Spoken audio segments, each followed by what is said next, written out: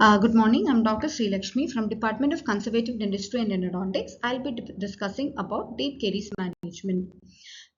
First, I'll talk about what the pulp is. Pulp is a highly vascular tissues found in the tooth, and importance of the pulp include providing nutrition, immune defense cells, proprioception, dentinogenesis, and production of tertiary or reparative dentin.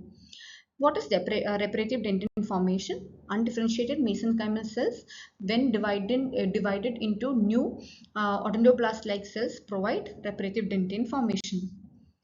RDT is a very important factor in determining the pulp protection.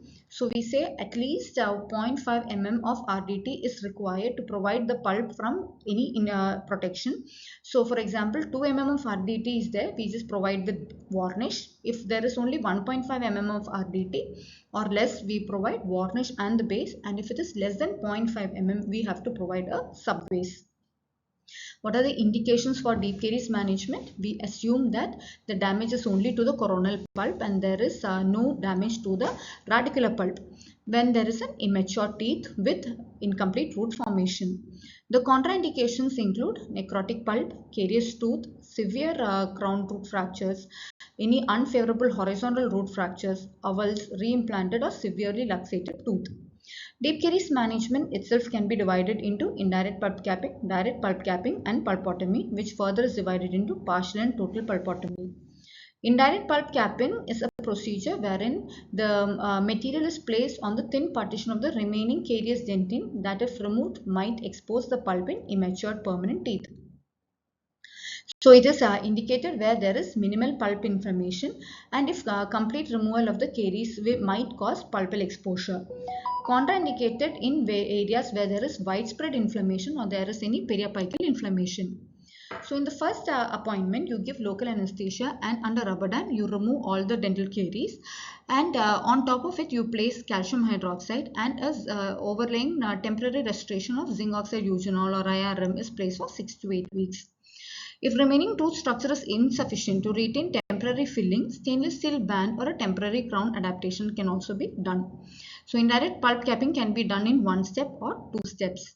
So the two-step procedure is wherein the deep caries lesion is present when the penetration depth is in the range of 3/4 of the entire thickness of the dentin or more when evaluated on the X-ray. One step is how do you do is re-entry and re-excavation may increase the risk of the pulpal exposure. Re-entry to remove the residual minimal carious dentin after capping with calcium hydroxide may not be necessary if the final restoration maintains the seal and tooth is asymptomatic. Several studies show restored teeth with partial caries removal have equal success compared to the restored teeth with complete caries removal. Studies evaluated the fate of caries lesions in which partial caries removal was done. Resulted in lesion color changing from light brown to dark brown and consistency from soft and wet to hard and dry. S mutants and lactobacillus also were significantly reduced. Radiograph shows no change or even decrease in the radiolucent zone. Type of liners that can be used is also determined of the success of the restoration. Less important to success than placement of a well-sealed restoration. There is substantial evidence that complete caries removal is not needed for success provided the restoration is well sealed. What are the materials that can be used for indirect pulp therapy? You can use calcium hydroxide, GIC, RMGIC, zinc oxide eugenol, as well as resin composites. The treatment outcome depends upon the amount of the RDT. So 0.5 to 0.5 mm, there is maximum reactionary dentin formation, whereas if the RDT is below 0.25 mm, reduced reactionary dentin formation is happening. The major difficulty with indirect pulp capping is that there may be voids under restorative material resulting in poor remineralization, and there can also be restoration failures. What is direct pulp capping? It is defined as a treatment procedure when the pulp is exposed by a pinpoint amount of the pulp is exposed. So you seal the pulp or the pulpal wound with a dental material placed directly on the exposure to facilitate the formation of reparative dentin to maintain vitality of the pulp. What are the indications? So clinically, when there is a iatrogenic pulpal exposure that has happened within 24 hours, small caries lesion or a mechanical exposure in asymptomatic permanent tooth with incomplete root formation. Radiographically, no thickening of the pedial space or no evidence of periradicular lesion. What are the contraindications? Large caries exposures in symptomatic permanent tooth. Calcification of the pulp chamber when the tooth is used as an abutment for FPD. Preoperative tooth sensitivity. Factors affecting the prognosis. Firstly, whether the caries, whether the exposure of the pulp is caused due to a caries or a mechanical reason.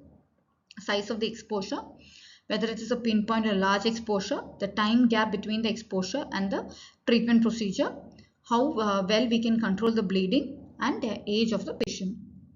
The technique for direct pulp capping include, firstly, we anesthetize the tooth, isolate it under rubber dam, and the affected caries is removed, and also the enamel is removed. Remove all the excess caries that is there, and after that, when the pulp is approached, the cavity is flushed with NaOCl to reduce the bacterial load and at the same time to reduce the bleeding. The remaining affected tissue is also removed using a coarse or a high speed diamond burr with corpus irrigation, and we need to achieve hemostasis. Once hemostasis or bleeding is under control, we can continue with the procedure. So what are the various hemostatic agents that we use? We can use saline, you can use sodium hypochlorite, hydrogen peroxide, ferric sulfate, as well as chlorhexidine. Saline being the most least cytotoxic. A layer of the MTA is then placed on this well-dried pulp.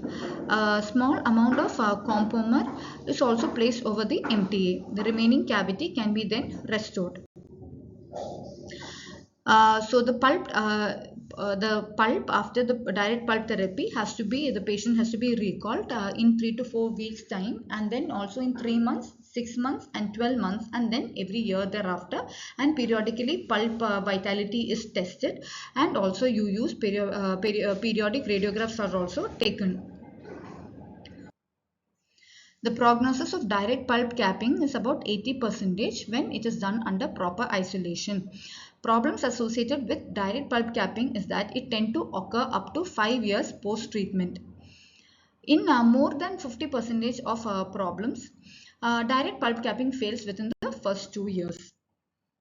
Usually calcium hydroxide, MTA, biodentin can be used, as well as lead sprays can also be used for pulp capping as a pulp capping agent. Pulpotomy is defined as a surgical removal of the coronal pulp, coronal portion of the vital pulp as means of preserving the vitality of the remaining radicular portion. Pulpotomy is further classified into total as well as partial pulpotomy. These are the indications and contraindications of pulpotomy. Partial pulpotomy is also called as a Sweck's pulpotomy, where the inflamed tissue is only removed up to the coronal pulp using a sterile diamond burr, and the excision is then sealed with a medicament. Usually pure calcium hydroxide is used as a medicament, and on top of that resin modified glass ionomer can also be placed as a restorative material. Then total or full pulpotomy is a method in which you remove the entire roof of the pulp chamber, and then the caries is completely excavated, and the entire inflamed pulp is also removed, and then hemostasis is achieved, and then on top of it a medicament is placed. Usually calcium hydroxide is used as a medicament. So this is a clinical protocol for pulpotomy. So these are the various pulp capping agents that can be used. Thank you.